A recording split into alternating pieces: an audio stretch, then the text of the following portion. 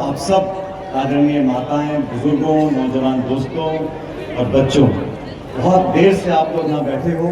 मैं सबसे पहले आपका धन्यवाद करना चाहता हूँ, आपको साधुवाद देना चाहता हूँ कि एक शानदार कार्यक्रम आपने आयोजित किया और स्वर्गीय कोतवाल साहब और स्वर्गीय पायलट साहब की जो यहाँ मूर्ति की स्थापना हुई और हम सब ने मिलकर इन मूर्तियों का उद्घाटन किया। आप सब बधाई के पात्र हो कि आपने आयोजन किया, सब लोगों को आमंत्रित किया और मुझसे पूर्व जो सब लोगों ने बातों को रखा। आप अच्छी तरह जानते हो राजनीति में स्वर्गीय पायलट साहब ने, जैसा सभी बोल रहे थे, 20 वर्ष काम किया। 20 साल में उन्होंने एक पलक जगाई लोगों के अंदर, किसानों के अंदर, और मैं उनकी उपलब्धि को पद नहीं मानता हूं। बहुत से सांसद बनते हैं, बहुत से मंत्री बनते हैं, बड़े बड़े पदों पर लोग बैठते हैं, लेकिन जनता के बीच में जाकर उनके दुख और दर्द को महसूस करना, समस्या का समाधान ढूंढना, वो संकल्प शक्ति रखना, नेतृत्व प्रदान करना, लड़ाई लड़ना, संघर्ष करना, सत्य को जीत तक पहुंचाना, ये जो राजनेता करते हैं उनको लोग लंबे समय तक याद करते हैं। और मुझे सौभाग्य प्राप्त हुआ, उस घर में मैं पैदा हुआ और मैं भी गणित कर रहा था। हम रलावता में थे, दौसा में, तो पायलट साहब ने की राजनीति 20 साल और मुझे 21 साल हो गए। मैं कभी कभी सोचता था उन्होंने क्या क्या किया, कहां शुरुआत करी। मेरे दादा हवलदार थे फौज में, 40 साल की उम्र में रिटायर हो गए। घर में पायलट साहब के अनाथ होने के बाद 3 बहनें थी, बहुत ज्यादा जमीन नहीं थी, खेती बाड़ी करते थे, दूध डेयरी का काम था। तो कैसे संघर्ष कर कर पढ़ाई पूरी करी, पढ़ाई पूरी करने के बाद कंपटीशन में बैठे और फौज की नौकरी भी उन्होंने एयरफोर्स की करी। अपने दम पर लड़ाकू विमान चलाना, फौज की नौकरी करना, और एक समय के बाद मन में लगा कि नौकरी कर कर हम 2, 4, 5, 10, 20, 50 लोगों की मदद कर सकते हैं, लेकिन राजनीतिक क्षेत्र में अगर आपकी इच्छा शक्ति हो और आप में मन में कुछ करने की टीस हो तो आप हजारों, लाखों, करोड़ों लोगों को भला कर सकते हो। उस सोच को लेकर राजनीति में आए थे और मुझे खुशी है आज मंच पर हम सब साथी बैठे हैं। और दोस्तों, मैं जब प्रदेश कांग्रेस कमेटी का अध्यक्ष था या जब भी मुझे राजनीति में कुछ जिम्मेदारी दी जाती है, मैं तो सिर्फ मदद कर सकता हूँ, लेकिन ये जो नौजवान साथी बैठे हैं इनको जनता ने चुनकर भेजा है, जनता की मोहर लगी है। लोगों ने नौजवान, पढ़े लिखे, शिक्षित, ईमानदार नौजवान लड़के लड़कियों को आगे आने का मौका दिया है। ये देश और प्रदेश की बदलती हुई राजनीति का परिचय है, इसको समझना पड़ेगा। आज लोग राजनेताओं से क्या उम्मीद करते हैं? दुख और सुख में हमारे साथ खड़े रहें, सिद्धांतों पे अड़े रहें, मजबूती से लड़ें। हार भी होती है, जीत भी होती है, सत्ता में होते हैं, विपक्ष में होते हैं, लेकिन हम जैसे भी हैं सच्चे बनकर रहें, पारदर्शी बनकर रहें, जवाबदेही हो और ऊंची आवाज में आपके संघर्ष कर सकें, आपके अधिकार पे लड़ सकें। ये जो राजनेता करेगा, जो जनप्रतिनिधि करेगा, वो लंबी पारी खेल सकता है। अभी घनश्याम जी हम गाड़ी बात कर रहे थे, दौसा से आते आते आप किलोमीटर तो कम है लेकिन बहुत जगह रंग रुकते आए, तो मुरारी मीणा जी ने कहा कितना समय लगेगा? तो मैंने कहा घंटा लग सकता है।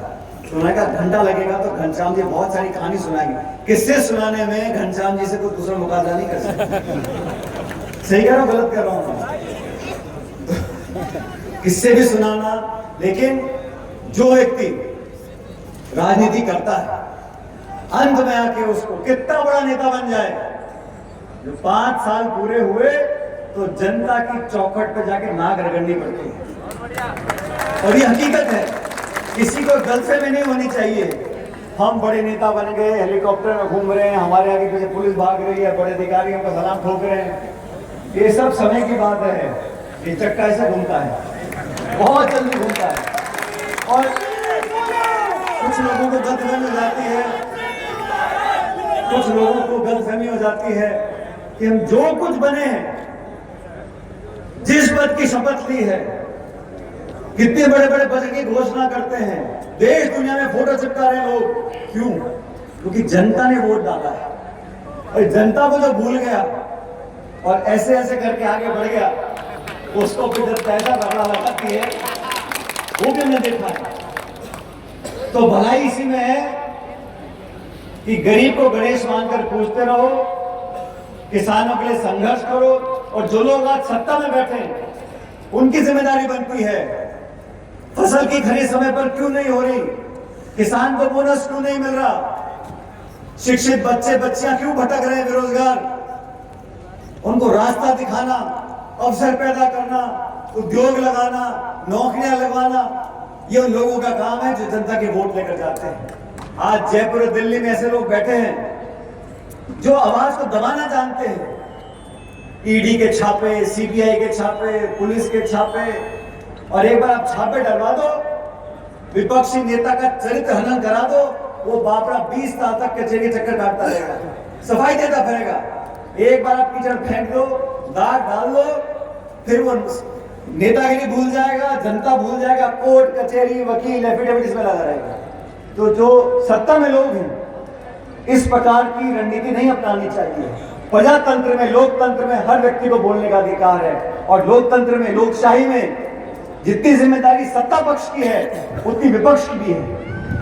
हम सब संघर्ष करते हैं, हमारे जितने यहाँ साथी मंच में बैठे हैं, इन सब लोगों ने सालों साल तक लोगों की लड़ाई लड़ी है, तब जाके जनता ने आशीर्वाद दिया है। और जो लोग आज दिल्ली जयपुर में सत्ता में काबिज हैं, ये पता ही नहीं प्रदेश में इस सरकार को चला कौन रहा है। अधिकारी चला रहे हैं, मुख्यमंत्री चला रहे हैं, उप मुख्यमंत्री चला रहे हैं, दिल्ली से चल रही है, नागपुर से चल रही है, चला कौन रहा है। पुलिस पर आक्रमण कर रहे हैं, सीकर में हुआ 2 दिन पहले, आजकल भीलवाड़ा में हो गया, लूटपाट हो रही है, गैंग वॉर हो रहे हैं, गोलियां चल रही हैं, आबरू लूटी जा रही है बहन बेटियों की, को संभालने वाला नहीं है। जब तक नेतृत्व मजबूत नहीं होगा, प्रशासन, पुलिस और सरकार चलाना आसान बात नहीं है। यहां बिखराव है, पता ही किसी को नहीं है। एक मंत्री कुछ कह रहा है, दूसरा मंत्री कुछ कह रहा है, एक मंत्री है नहीं है ये पता ही हमारे को नहीं है। मैंने बहुत बार हाथ जोड़ के कहा, मैं क्या बड़ी मुश्किल से सत्ता प्राप्ति हुई है, इसका आप लाभ उठाओ, जनता की सेवा करो। रूठने से काम नहीं चलता। राजनीति में तो जनता अगर मौका दे, उसका फायदा उठा के जनता के लिए काम करना पड़ता है। इसलिए आप लोगों को आने वाले समय में देखना है कौन हितैषी है और कौन हमेशा हिंदू, मुसलमान, मंदिर, मस्जिद इस चक्कर में लोगों को घुमाते रहते हैं। ऐसी ऐसी बात बोल दो, ऐसे ऐसे सुगुफा छोड़ दो कि जनता आपस में घूम जाए, पता ही नहीं पड़े गैस का सिलेंडर कितने का है, साग सब्जी तेल क्या भाव बिक रही है, कितनी नौकरी मिली है, महंगाई आसमान छू रही है। ये सवाल पूछना का जनता का जब मन करता है तो कहीं खोद के इसको निकाल दो, मस्जिद खोद दो, मंदिर निकाल दो, इस पे ये बोल दो, उस पे वो बोल दो। तो जनता को भी समझना पड़ेगा कौन सी विचारधारा, कौन से नेता आपके अधिकार और काम करने के लिए तैयार है और कौन आपको रोमित करते हैं। आज इस मौके पर आप सब यहाँ इकट्ठे हुए, वो बैठे पहाड़ी पे दूर दराज तक, आप सबका मैं धन्यवाद करता हूँ। आप बड़ा इत्मीनान से बैठे हो। और सन 1997 में स्वर्गीय पायलट साहब आए थे, मेरे ख्याल 25-30 साल हो गए, 28 साल पहले वो आए थे। और आप लोगों से जो जुड़ाव है वो दशकों तक है और आगे दशकों तक रहेगा। आपके लिए जितने नेता मंच पर बैठे हैं, हम सब मिलकर आपका काम करते रहेंगे। हमारा एक ही लक्ष्य है कि ये जिला, ये प्रदेश, राजस्थान उज्जवल बने, प्रगति के रास्ते पर जाए, अमन, चैन, भाईचारा, आपसी प्रेम मोहब्बत हमेशा बनी रहे, बच्चों को रोजगार मिले, किसान खुशहाल हो। इस सपना पूरा करने के लिए जो पायलट साहब ने बातें बोली थी, उस रास्ते पर हम चलेंगे। जिन लोगों ने आयोजन किया, मैं दिल से उनका धन्यवाद करना चाहता हूं। हमें आमंत्रित किया, आप सबका बहुत धन्यवाद। आप लोग हमेशा खुश रहो। बहुत बहुत धन्यवाद। जय हिंद, राम राम साहब। बहुत बहुत धन्यवाद आदरणीय पायलट साहब। अब मैं आदरणीय चौधरी करण सिंह जी गुजर, पूर्व जिला परिषद सदस्य, आदरणीय विश्राम जी चपराना, अध्यक्ष मंदिर कमेटी,